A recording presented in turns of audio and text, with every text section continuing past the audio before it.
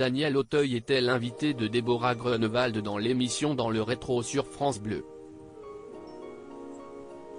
Le comédien est revenu sur son trouble de la dyspraxie et la perte de confiance qu'il a générée.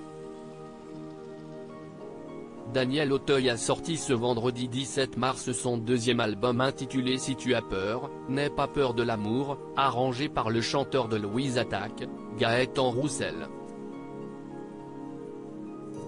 Ce nouveau disque est l'occasion pour l'acteur récompensé à Cannes, 2 fois césarisé, et interprète inoubliable d'Hugolin dans Jean de Florette de Claude Berry, du Luthier d'un cœur en hiver de Claude Sautet, et d'Henri de Navarre dans La Reine Margot de Patrice Chéreau, de renouer avec sa passion pour la musique. Il s'est d'ailleurs confié à cœur ouvert à ce propos à Télé Loisirs, évoquant son fils Zachary et sa longue carrière sur scène. Cependant, le chemin n'a pas été facile pour le comédien qui souffre de dyspraxie. Je ne savais pas que je l'étais. Qu'est-ce que la dyspraxie ? Selon l'assurance maladie, la dyspraxie est un trouble des apprentissages qui perturbe le quotidien et la scolarité de l'enfant. Elle occasionne des difficultés dans les gestes, les jeux, l'écriture. Souvent dépisté à l'école, un bilan médical est établi par une équipe pluridisciplinaire, permettant une approche globale des difficultés.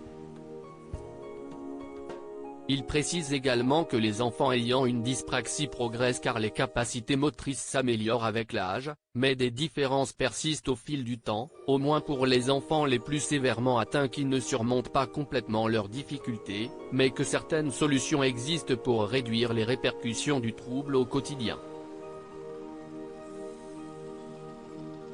Cependant, Daniel Auteuil n'a pas été diagnostiqué lorsqu'il était enfant et l'a compris bien trop tard grâce à son fils, comme il l'a expliqué à Déborah Grunewald dans l'émission Dans le rétro sur France Bleu.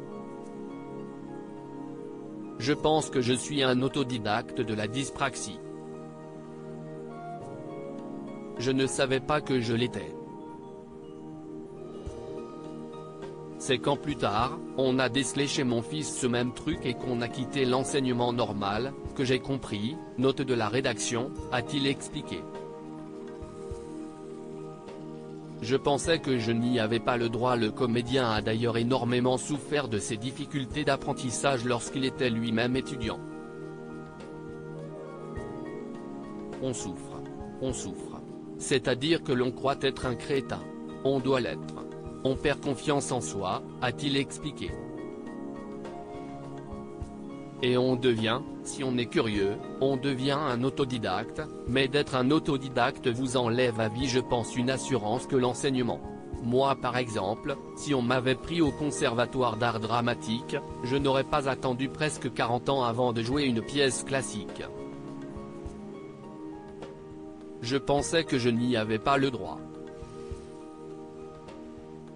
Daniel Auteuil regrette de ne pas avoir été diagnostiqué plus tôt, et en même temps, je me suis construit comme ça, a-t-il conclu. À lire aussi Daniel Auteuil, au fond, je crois que j'ai toujours voulu chanter.